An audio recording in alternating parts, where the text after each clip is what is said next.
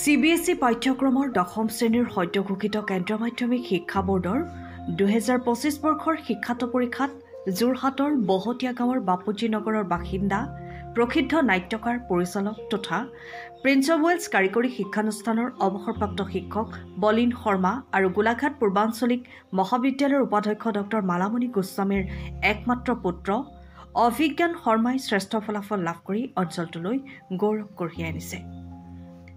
মহৰ্ষি বিদ্যা মন্দিৰৰ মেধাৱী ছাত্ৰজনে 97.80% নম্বৰ লাভ কৰাৰ লগতে ইংৰাজী আৰু অংক বিষয়ত 99% নম্বৰৰ অসাধাৰণ সফলতা লাভ কৰি বিদ্যালয়খনৰ শীৰ্ষস্থান দখল কৰিছে। তেওঁৰ এই অনবদ্য সফলতাৰ পিছত আছে কঠোৰ অধ্যয়ন, পৰিশ্ৰম আৰু অভিভাৱকৰ অনুপ্ৰেৰণা। অভিজ্ঞানৰ এই সাফল্যক লৈ সমগ্ৰ অঞ্চলতে আনন্দৰ বন্যা বৈছে। পৰিয়াল, আত্মীয় স্বজন, শিক্ষক, বন্ধু-বান্ধৱী আৰু স্থানীয় লোকসকলে তেওঁৰ এই সফলতাক শুভেচ্ছাৰে আৰু অভিনন্দন জনাইছে। ভৱিষ্যতলৈ তেওঁক আশীৰ্বাদ আৰু উৎসাহ আগবঢ়াইছে। অভিজ্ঞান শৰ্মাৰ এই উজ্জ্বল ফলাফলে ভৱিষ্যতৰ উচ্চ শিক্ষা আৰু ব্যক্তিগত জীৱনত এক দীঘল পথ প্ৰশস্ত কৰিব বুলি সকলো আশাবাদী। এই ধৰণৰ কৃতিত্বই অসমৰ লগতে সমগ্ৰ উত্তৰ পূৰ্বাঞ্চলৰ নতুন প্ৰজন্মৰ বাবে অনুপ্ৰেৰণা হ'ব বুলি সকলোৱে আশা প্ৰকাশ কৰিছে। যোৰহাটৰ পৰা অনুপম বৰা ৰিপৰ্ট, পোহৰ লাইভ। হয়, নমস্কাৰ। মোৰ নাম অভিজ্ঞান শৰ্মা। মই এইবাৰ ক্লাছ 10 CBSE পৰীক্ষাত মহৰ্ষি বিদ্যা মন্দিৰৰ পৰা উত্তীৰ্ণ হৈছোঁ 97.8% লগত। হয়, মই শীৰ্ষস্থান প্ৰাপ্ত কৰিবলৈ সক্ষম হৈছোঁ। আৰু ইংলিছত 99 দুয়োটাই, তাৰপিছত ছ'চিয়েল ছায়েন্স আৰু অসমীয়াত 98 আৰু ছায়েন্সত 95 আৰু IT-ত 92। এটা ফিক্স ঘণ্টা বুলি পঢ়া নাছিলোঁ। যিমান সময় পাৰে সিমান সময় দিওঁ। 5 ঘণ্টা 4 ঘণ্টা যিমান পাৰোঁ মানে দিনটোত চাওঁ সময়খিনি দিবলৈ। হয়, মই চেষ্টা কৰিছিলোঁ। মোৰ আশা আছিলে 95ৰ ওচৰা-ওচৰি, কিন্তু মই নিজৰ আশাতকৈ ভাল শতাংশ আৰু মানে ভাল শতাংশ লাভ কৰিবলৈ সক্ষম হৈছোঁ। মোৰ অতিকৈ সুখিত আৰু আনন্দিত হৈছোঁ ফলাফল পাই।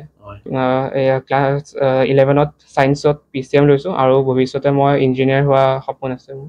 নিশ্চয় মোৰ ইমান ভাল ফলাফলৰ কৃতিত্ব মা-দেউতা আৰু স্কুলৰ শিক্ষক-শিক্ষয়িত্ৰীক সকলক নিশ্চয় দিব লাগিব। মোৰ খুবেই ভাল লাগিছে, বিশেষকৈ তাৰ যিটো ফলাফল মই পালোঁ সেইটো আচলতে মই যিটো ভাবিছিলোঁ তাতকৈ মই অলপ ভাল পাইছোঁ বুলি মানে মই ভাবিছোঁ আৰু সেই ক্ষেত্ৰত মই যথেষ্ট সন্তুষ্ট।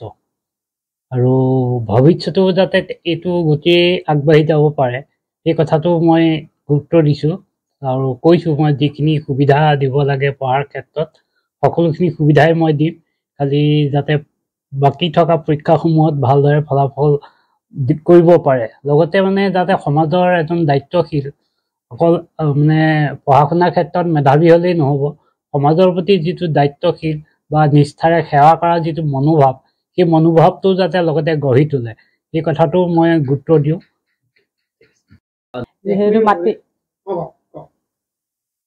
মই প্ৰথমে এটা কথাই ক'ম, যিহেতু মই সুখী আৰু তাৰ ভৱিষ্যতৰ দিনবিলাকত এয়া যিহেতু আৰম্ভণি, গতিকে ভৱিষ্যতত আৰু বহু দূৰ আগুৱাবলৈ আছে। গতিকে ভৱিষ্যতৰ দিনবিলাকত সি সফলতাৰে যাওক, আগবাঢ়ক আৰু যিখিনি কৰিব লাগে এজন ছাত্ৰ হিচাপে, যিখিনি এজন ছাত্ৰৰ গাত গুণ থাকিব লাগে সেই গুণখিনিৰে সমৃদ্ধ হৈ সি আগবাঢ়ি যাওক।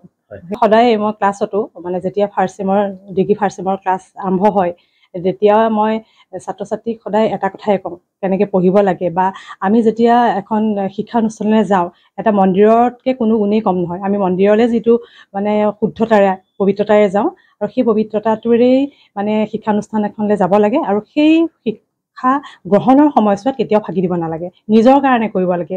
নিজক কি হিচাপে গঢ়িব বিচাৰে, কি হিচাপে চিনাকি দিব বিচাৰে সেই বস্তুটোৰ ওপৰত মই সদায় গুৰুত্ব দিবলৈ কওঁ। আৰু মই ল'ৰাকো সেইটোৱেই কওঁ যে তুমি নিজক কি হিচাপে চিনাকি দিব বিচাৰা, কি হিচাপে চাব বিচাৰা সেইটো নিজৰ ওপৰত কথা। নিজেই ভৱিষ্যত জীৱনত নিজেই গোটেইখিনি কৰিব লাগিব, গতিকে সেইটো নিজেই চিন্তা কৰিবলৈ কওঁ।